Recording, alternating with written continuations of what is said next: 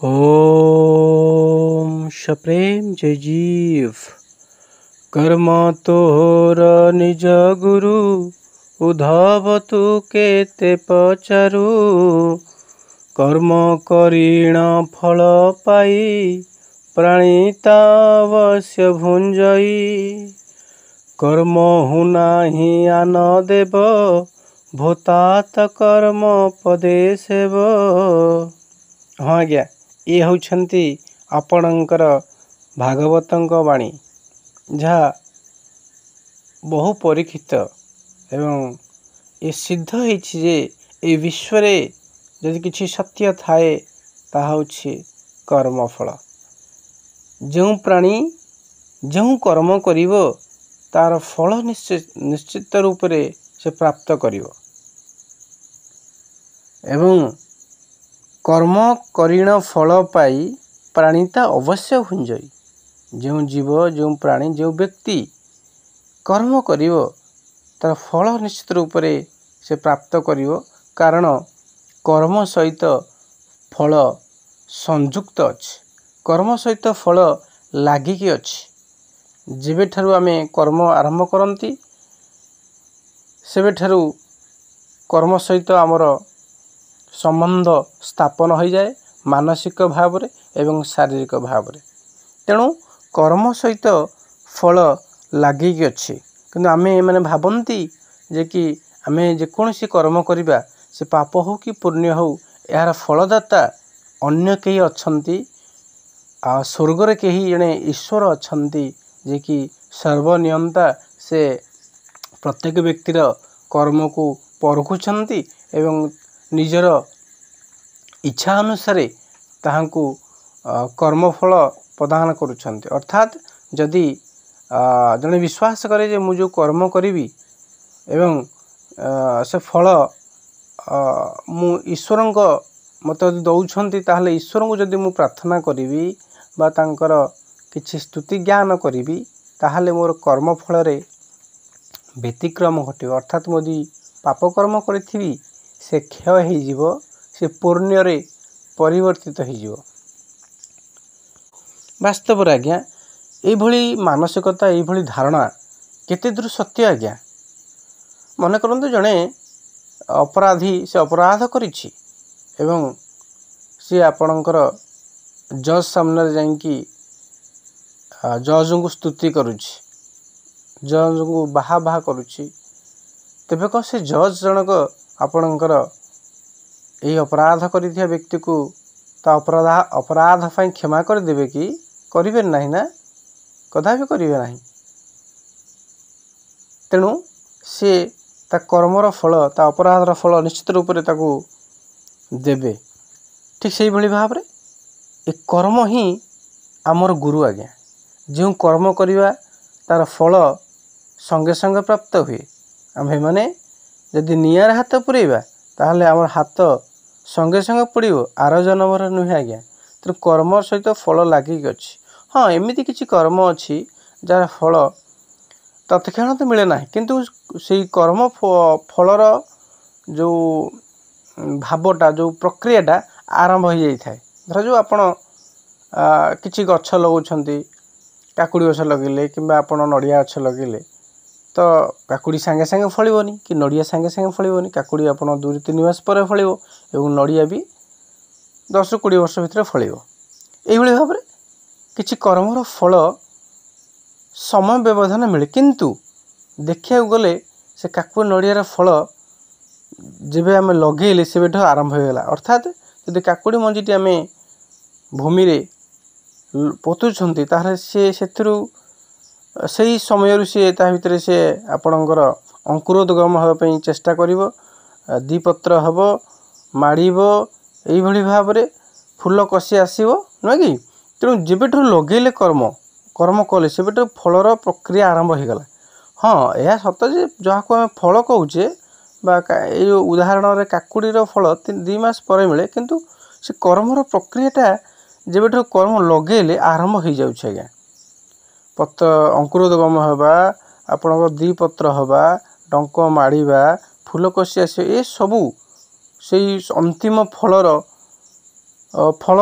प्राप्ति करने कि ये सब गोटे गोटे प्रक्रिया जब एगुड़ा न हो से फल प्राप्ति हेबनी ता अर्थात ये जो कर्म आम करुचे जहाँ को दीर्घ दिन पर पाउचे बा किछि समय पर पाउचे से वर्तमान कर्म जो करुचे से बेटा से आरंभ हो जाउचे ठीक यही भाव में मनीष जहाँ भी जेकोसी कर्म करुच्ची शारीरिक मानसिक भाव में तार फल प्राप्ति से कर्म करने समय ही आरंभ हो जाउची जदि जड़े अपराध करुच्ची बा कहार क्षति करुच्ची से क्षति करने समय ही तार अधपतन आरंभ हो जाउची से मानसिक स्तर में शारीरिक स्तर में दुर्बल होउची मनस्ताप करुच्ची से निजर जो चारित्रिक स्खलन घटुची एवं मानसिक जंत्रणा भोग करुच्ची एवं फलस्वरूप से दिन को दिन से अपराध प्रवणता बा अपकर्म से भितरु भितरु जीव तो यही भाव में जेकोसी कर्म आम करुचे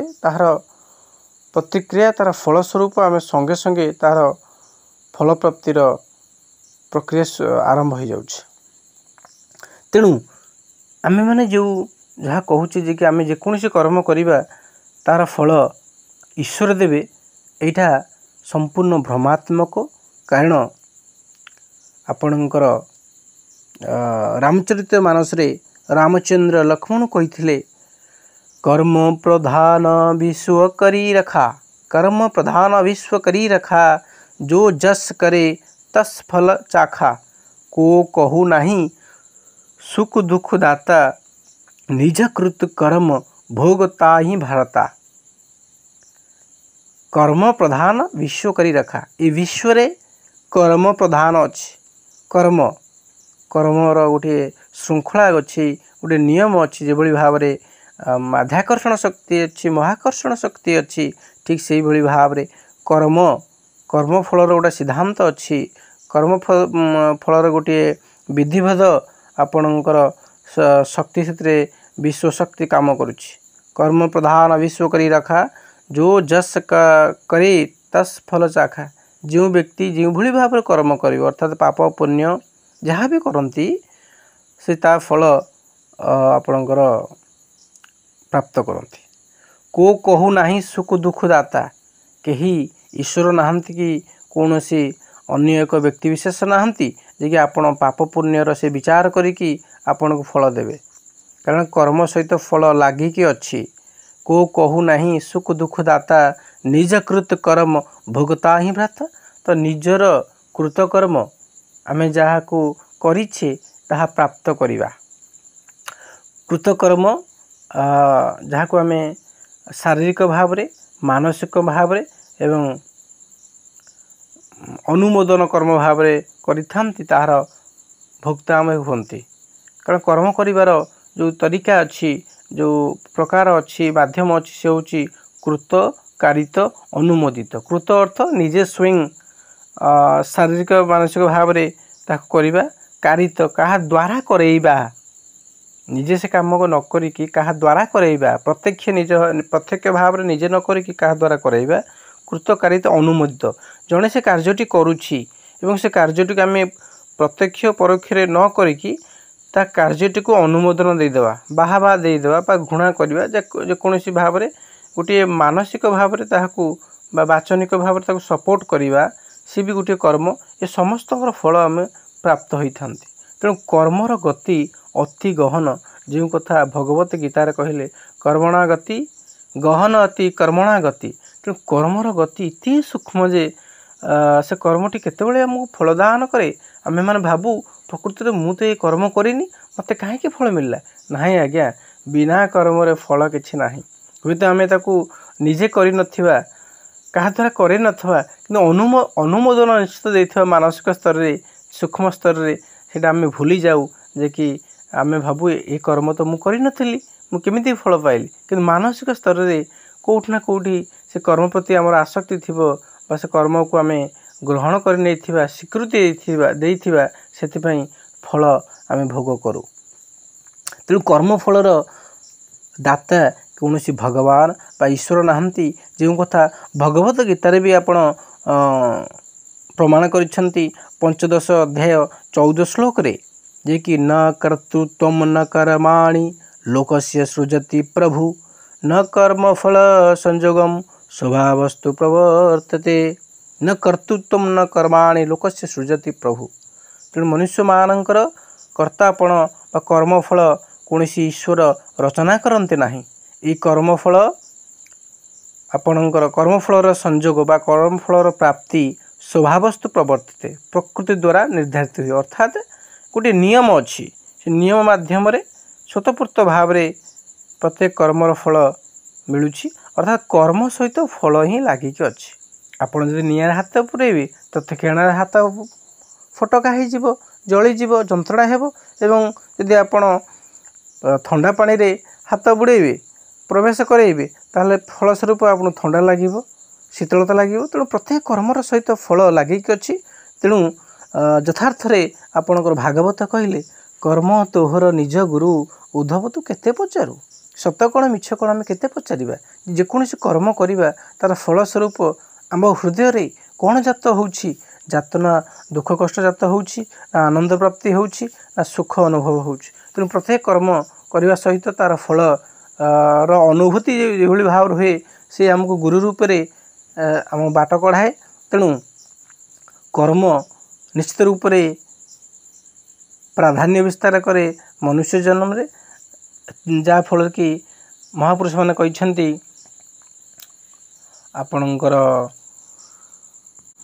मनुष्य जीवन नुहे केवल वर्ष मास दिन दंड कर्मे जीए नर कर्म तार जीवन मानदंड।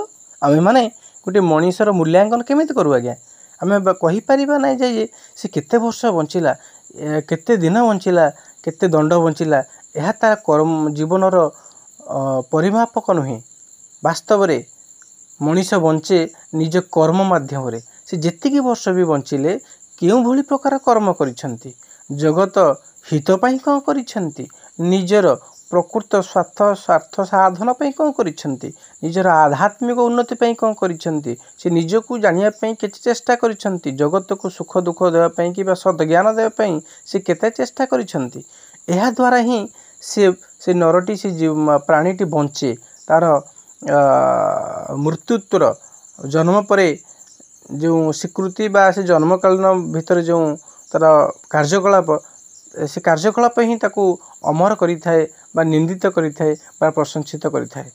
किंतु आमे माने जदि तार केते वर्ष बंचिला 100 वर्ष बंचिला कि आपणकर 100 रु अधिक बंचिला एहा ता जीवनर मानदंड नुहे। एहा ता जीवनर माने आपणकर मूल्यांकन नुहे। से मानवटी केमिति कर्म करिछि से कर्म ही ताकू बंचेइबो बा मारिबो से कर्म उपर निर्भर करे। तेणु करी कर्म ही मुख्य कथा। तेणु करी बिना कर्म रे किछि भी संसार मिले नाही। गोटे छोट रु छोट जीव जहाँ को आम पिंपुड़ी कहूचे बा अदृश्य जीव भी से निज कर्म उपरे विश्वास करे। बिना कर्म रे तार फल प्राप्ति से आशा करे नाही। तेणु कर्म करिया पई से सदा सर्वदा चेष्टा करि थाए।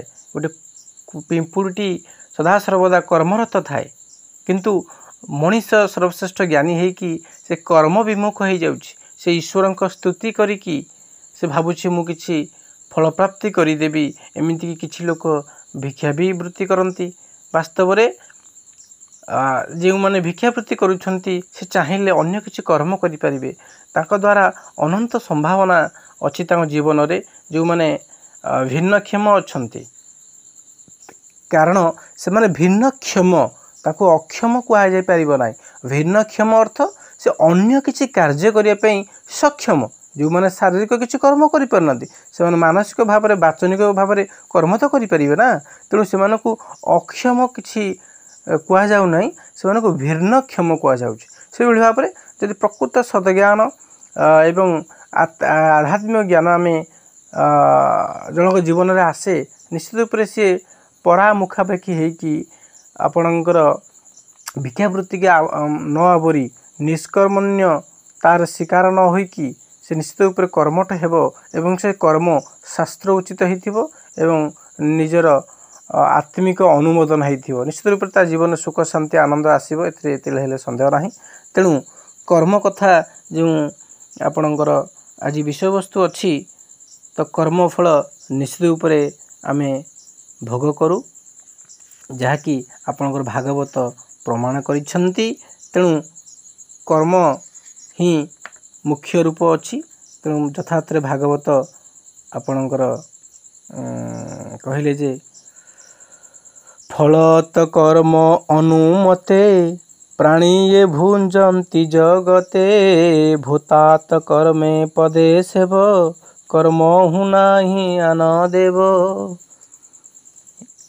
ये जे देह जीव जहा करे परलोके ता भोग करे कर्मटी सुख दुख दाता विश्व संसारे बलवंता कर्म करीण फल पाई प्राणीता अवश्य भुंजई। तेणु आपण माने एथिरु स्पष्ट भाव में जानीपारे कि भाव में ए कर्म ही प्रधान।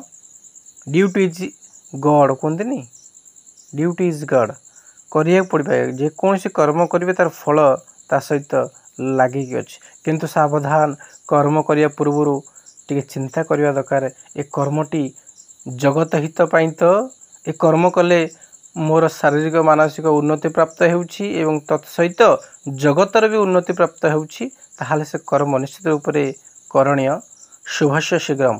कि जो कर्म करने द्वारा आमर तो स्वार्थ पूर्ण हो किंतु जगतर अहित हो ताहाले से कर्म पाप कर्म गणित हो। ए जो कर्म आम करवा से कर्म द्वारा जदि आमर व्यक्तिगत स्वार्थ पूर्ण हो उन्नति हो तत्सहित जगतर भी उन्नति हो ताहा निश्चित रूप से पुण्य कर्म एथिरे द्विमत नाही। तेणु पाप पुण्यर जो संक्षिप्त